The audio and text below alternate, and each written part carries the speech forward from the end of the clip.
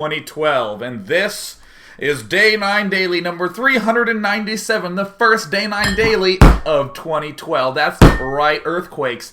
Oh my god, my monitor went out. Stay here.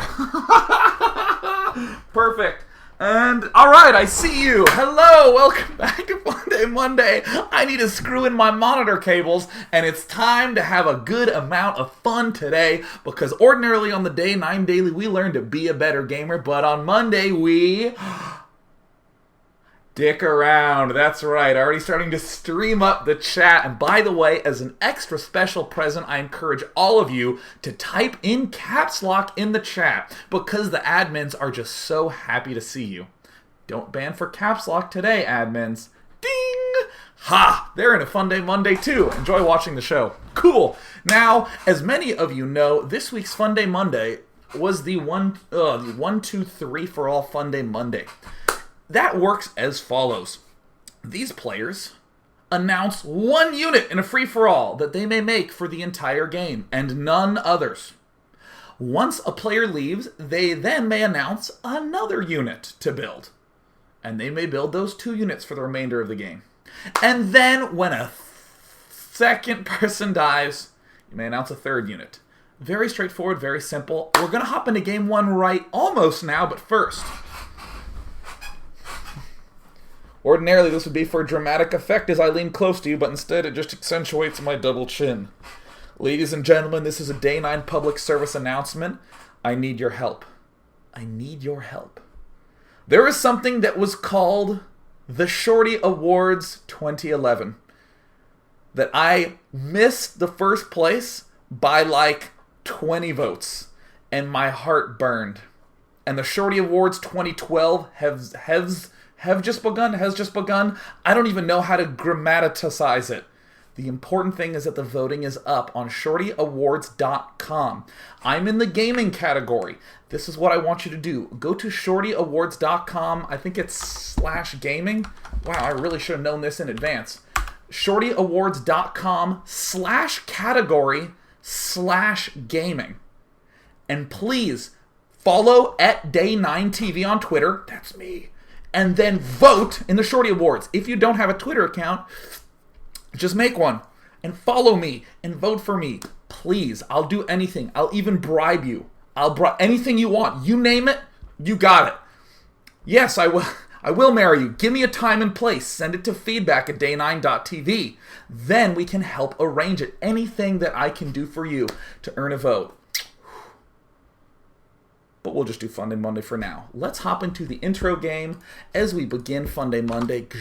We have Malks up in the top right corner. He's against a Protoss and a Protoss and a Protoss. Alright, so let's go ahead and see how Malks decides to deal with this. Right. Looks like Malks says, hey all, everyone with the usual hi, have fun, good luck, all that sort of stuff.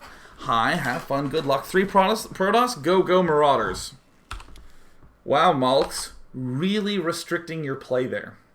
Really demonstrating that outside-the-box thinking. Malks, jerk. I'm against Protoss. If I could build one unit, it would be a good one. Marauders. Malks. Malks builds Marauders. Alright. Now, what you're going to notice that Malks is going to do is he's going to be doing like exactly what everyone else does when they play Terran. He's going to be going Marines and Marauders. We have Swast. He's trying to wall himself in. That's great. We have Joggy. Who's going for cannon, pylon right at the front. And down here we have Perlin, who's going to go ahead and begin the wall-off process. He's going to have to extend from here all the way south to block that off, but that's okay. He already has Zealot as part of that daily. Now, I will, of course, inform you, per usual, that when you do the Funday Mondays, you don't necessarily have to make it so hard on yourself and do something like, I don't know, go for Raven. But Marauder, come on, Malks, come on. We see Malks. Here we go, Malks. He's going to be building. Yep, he's killing off the probes in his base. He's scouting. He scouted someone. That's cool. He's going to be going for the 1 barracks expand, as you might expect, and it looks like he'll be starting stim pretty soon. And Malks I'm not quite sure why he did this, but Malks decides to use micromanagement? Malks, micro's not very fun, Malks. And here he is killing off Zealot after Zealot after Zealot. And I mean, it makes sense for Swass to make Zealots because he's going for charge and it's a free-for-all. People don't attack in free-for-alls. Oh, gosh. Swass loses all his pylons. And now, looks like Swass leaves the game. Guys, I think we've gotten to know Malks a little bit. I think that he's become a friend of ours. What do you think Malks is going to choose? Just say it. Just say it. I want you to envision what unit you would choose, but I want you to type what Malks will choose. LET says Marines. It's close. Very close. Banshee, absolutely not. Uh-oh, I saw it. There it is. There it is. Now everyone's starting to type it. Medivacs.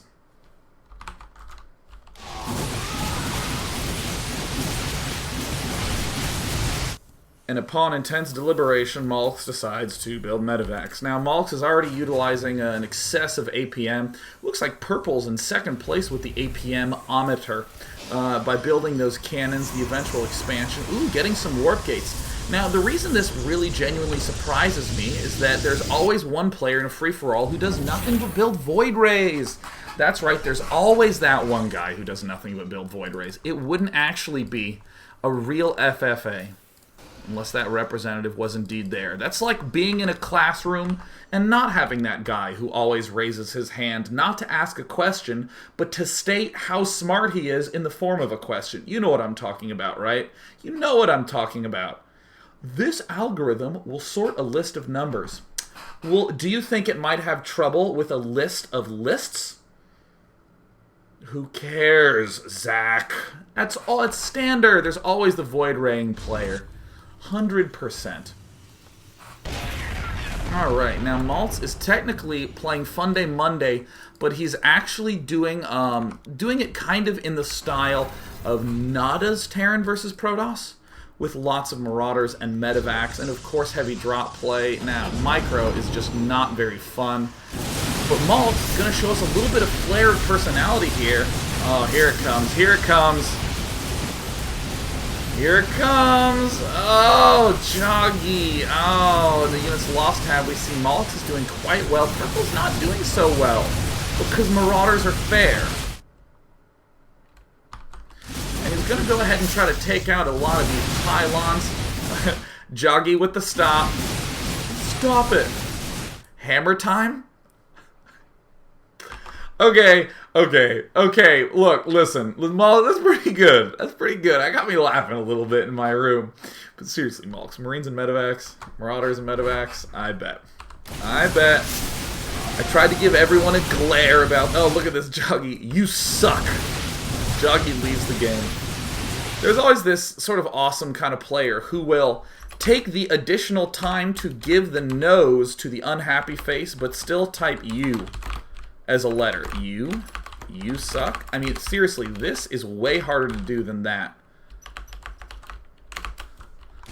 Gonna go ahead and kill everything off, Joggy, having this odd sort of redistribution of finger utility towards the more emoticon side. Oh yeah, Malks going Viking. Perfect. Not. Are you sure you don't want to maybe go Battlecruiser Malks? Are you sure you don't want to make some Ravens and Marauders? You know, it'd be pretty fun to stem all your Marauders and run them in. But that's okay. Malks is helping us establish the baseline of what the Funday Monday topic really is. And Malks will, of course, have a perfect timing on his engineering bay and armories. Look, the upgrades are lining up amazingly well. His barracks are in a perfect line. He builds depots in a line. He's getting the double starport reactor. Malks. Don't you want your battle cruisers operational? Don't you want that? Don't you want your siege tanks ready to roll out? Don't you want to build a Wraith just so you can hear it be like, reporting in? And don't tell me you didn't try to do that every time you're on an airplane. Seriously, every time I'm in the airplane and my ears pop and blow out, I just get that, ow, shit! Reporting in. I have a voice like a Wraith. Every time, man. Nailed it.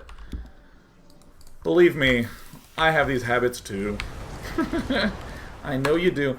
Now, Malks, I'm just gonna show you the end, sort of as a formality, just so everyone is on the same page with this Funday Monday topic. Here he comes. Here he comes. He's cruising along. All right, here he goes. Here he goes. And with incredible micro waiting till the Vikings are dead, it sounds like it's working. He's landed the Vikings. Couldn't have just left him up in the air. Oh, he's stimming again, but of course not too much. He target fires the Nexus. He's lifting up the Vikings to get vision on the high ground. He just stimmed again. And there's the GG. Now there's something that hurt me.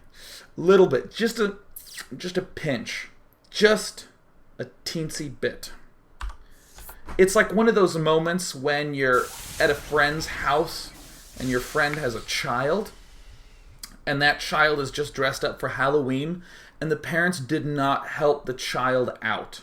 They sort of left their offspring to do whatever it wanted to build the costume, and the parents just sort of shrugged their shoulders at their offspring, and now the offspring has come to you to ask for your opinion, and the answer is that it really sucks and is kind of inappropriate and they shouldn't go trick-or-treating, but you still say, no, that's great.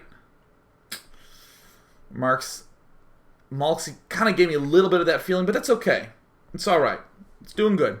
Because now we get to step into something that's a little bit more fun. Now, interestingly enough, in the Funday Monday topic, we didn't actually restrict observers.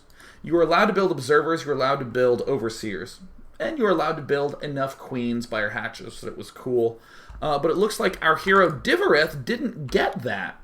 He didn't hear about it. Here comes Divereth, Observer! You may as well have said probes, man.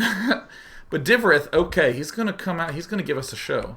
Forza Juve! Anyone who wants to translate, go ahead and go for it. I'd deeply appreciate that. Now, this is a free-for-all map that has 8 starting positions. You can see them as the 8 spokes coming off the wheel. Viva la France. That's not an unit. I will only build France's. Excellent. Looks like Divereth is going to just continue to... Oh, no! Divereth moving up to the top right. Looks like he's doing some scouting. First pylon is done. Viva la Sweden. Yes, and Viva la Swedish breakfast. Those meat sandwiches are so good. Divereth has a plan. If he can build only observers, this does not restrict him from building cannons. Attaboy, Divereth. Let me just also note that we have Payi up here, and we have Rocky. Not from our friendly Rocky movie. He's just some guy named Rocky. Kind of like the character from Claymore. Oh, Divereth. Oh, Divereth. Uh-oh.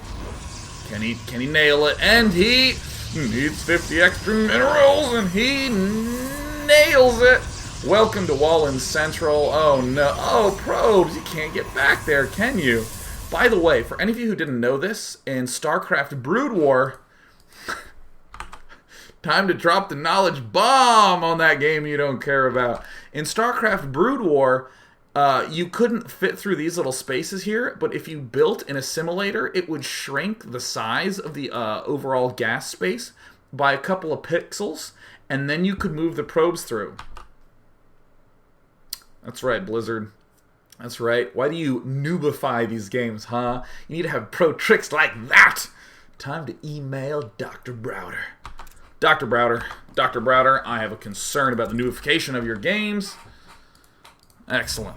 Resuming right along. And Divereth, yes, indeed. Perfect timing. Fantastic. And looks like now, Status... Looks like he has been watching a lot of PvP on the Korean ladders and knows that the best way to stop cannons is cannons. And I don't say that as a facetious. That is accurate as hell. Looks like, ooh, Satis is going to try to build some more photon cannons. But unfortunately, cannons built earlier than other cannons is a direct counter. What is Satis to do? Well, Satis is going to do the reasonable thing and sort of re-expand. The Protoss, you... make me... cheer. Does it make me cheery? Anyone want to help me out? Divorith doesn't know how to do that. Protoss Pro Race. Rocky. Yep. What? God, every time I see a Rocky talk, I can only hear it in the voice of Rocky from Claymore. I don't know. Let me just go on a tangent about animes. I don't know if you've ever watched animes, but a general theme of the not S-class anime, sort of like the Code B anime, is that they don't actually tell a story. They explain a story in depth at arbitrary points in time. There's, a large woman with a sword, and she hasn't spoken for like 6 episodes or something like that. And then all of a sudden, someone will say, well, large woman with a sword, what? You seem upset. Why is that? And then she will just dump the knowledge. She will just, once upon a time, I had a father who I was close to, but every night before I went to bed, he would beat me over and over again, and then he left, leaving me to take care of my younger sister who died when I was only 14, and I was left all alone. And now I fight. I fight for a chance to redeem myself. And you're like, large lady, I didn't realize I was supposed to care about you for this whole time. And the reason that this is so poignantly difficult for me to understand is that in Claymore there's this character named Rocky. Seriously, it's on Netflix. You can just watch it right now. There's a character named Rocky whose only purpose in the whole TV series is to be annoying. Claire, can we get some bread? I want to hunt. I can fight you, Claire. Claire, help me. I can't fight. It's all he ever does, and he's like this tall, and Claire's like 8'5". She's huge. She makes Yao Ming look like nothing, and she could cut him every which way with her sword. Ugh. Cool concept. I watched all 26 episodes. I don't know why, and I wanted to kill Rocky every time he talked. And you know what is the incredible thing about that? There is a voice actor who was paid to do that for probably months. Every day I looked at the dialogue, and they were like, not whiny enough, not quite whiny enough. Keep it up. Divorith. Here he comes. Satis. Uh-oh. Looks like, again, the best counter to cannons is cannons. Uh-oh. Divorith continuing to build the cannons. Uh-oh. It's cannoning it up. Alright, he does want to build 2 photon cannons to ensure the death of this one nexus.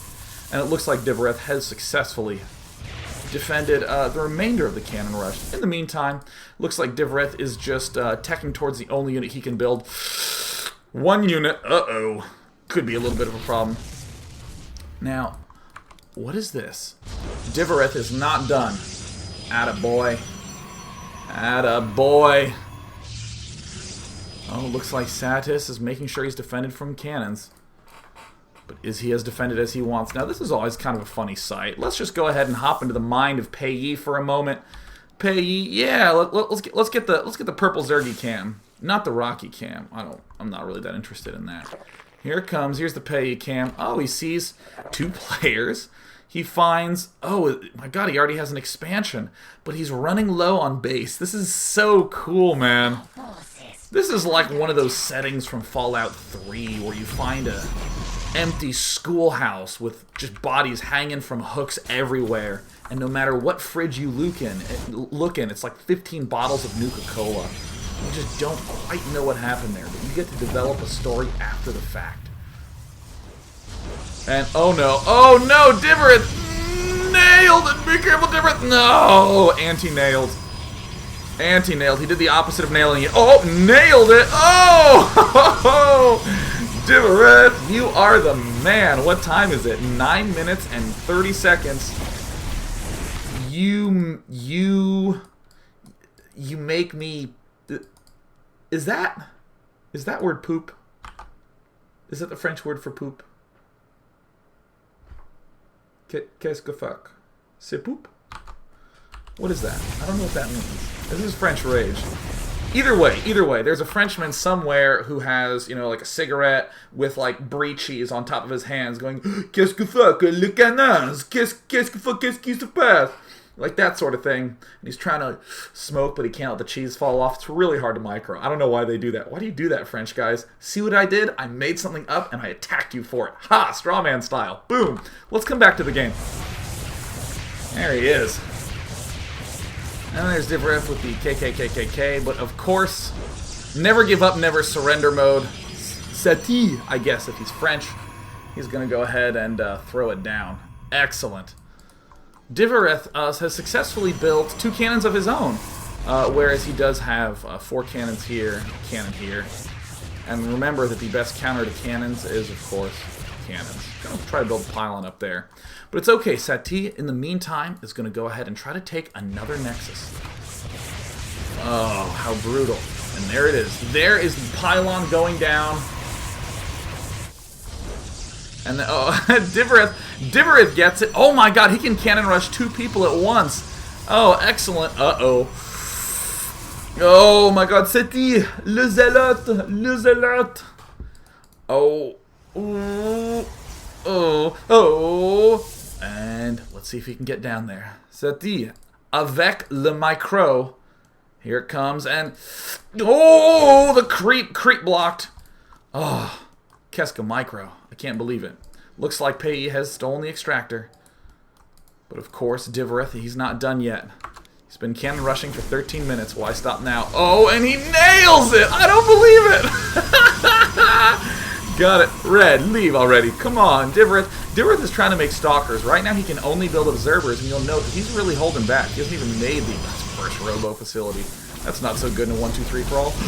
Oh, the photon cannon's done. It looks like some... Oh, I'm so sorry, Red. I'm so sorry, but that's okay. Because you cannon rushed the cannons, and now you're re-expanding to your own natural. Merci beaucoup, Zerg. Zerg. Alright, cool. In the meantime, it looks like Seti is at 11 food. It looks like Divarith, oopsie daisies, Divarith is at 43 food. And our Zergs are at 105 and 112 respectively. Looks like there's a lot of Ultralisks out right now. Well, I was cannon rushing until Ultralisks came in. Oh, I hate it when that happens. Sometimes happens in a 1-2-3 for all. I completely understand. There it is. Rocky. Claire, I want to build a hive so I can fight. God, that guy sucked. Every episode I wanted his head just to fly off, and the writers, no, he has a purpose. He's the only reason Claire's motivated to move. Seriously, watch that show. It's on Netflix. It's not bad. It's a good premise. Poor execution. No big deal. I endured it. I don't know what that means. But either way, it looks like Rocky with the Ultralisks. Ooh, hitting them from the skies, hitting them from down low. Something angry towards the Protoss, but meanwhile the Zergs are wrecking each other. Our 2 crippled friends, the Protoss and the Protoss. Amazingly, Divarith is not cannon rushing. It looks like he's run out of spots, but it looks like, oh my god, the Zergs are off to go kill each other. Oh no!